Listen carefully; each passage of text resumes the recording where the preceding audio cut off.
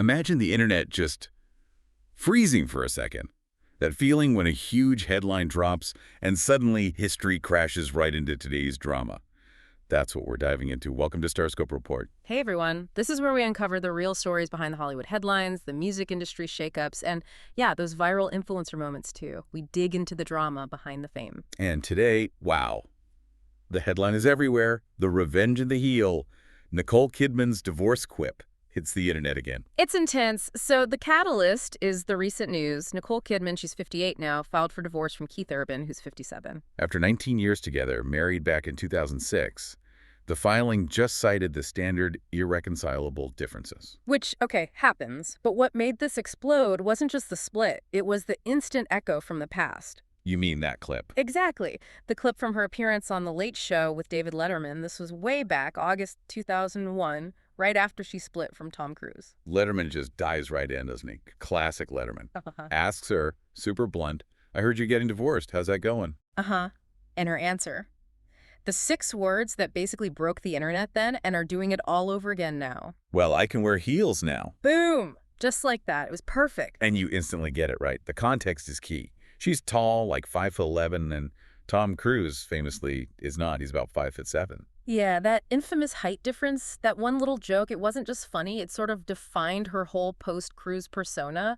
Freedom, standing tall, literally. And the second the Urban news broke, that clip was everywhere. It's fascinating how it resurfaced instantly. It really is, but wait till you hear the contrast between why that marriage ended and what seems to be happening now. It's quite different. Okay, let's get into that because the context of the splits tells a really different story. Right. So thinking back to the Cruise marriage, that was 1990 to 2001. Kidman herself has talked about it since. She said marrying him, this extremely powerful man, gave her a kind of protection in Hollywood. Protection from what? From sexual harassment specifically. She used the word cocooned, like being in this safe bubble because of his status. Interesting. She also mentioned feeling impulsive and naive back then. I mean, she was very young when they got married. Exactly. It paints a picture of maybe seeking safety in that relationship. Now, fast forward to the Urban divorce. It feels completely different. A source told People magazine that Nicole didn't want this, that she was apparently fighting to save the marriage. Totally opposite vibes, right. Not about escaping into safety, but about trying to preserve what was built. And the stakes are higher now, too. The filing mentioned she requested to be the primary residential parent for their daughters, Sunday Rose and Faith Margaret, who are teenagers now, 17 and 14. So it's gone from, like, youthful liberation to this really painful, complex family situation. Protection back then, preservation now. That shift is stark. In 2001, she gets her freedom, her heels. In 2025, reports say she's fighting for her family unit. And Keith Urban's reaction on stage kind of underlines that pain, doesn't it? Oh, yeah, let's talk about that. Keith Urban's tour. Drop songs and digital proof of love seems to be the angle there. So right after the news broke, he was on tour. First, he abruptly cancels a show in South Carolina. Which, okay, understandable. But then, just a few days later, October 2nd, I think it was, he's playing a show in Pennsylvania. And during one song, Heart Like a Hometown, he actually projects this photo montage on the big screen behind him. Pictures of who? Of Kidman and their kids.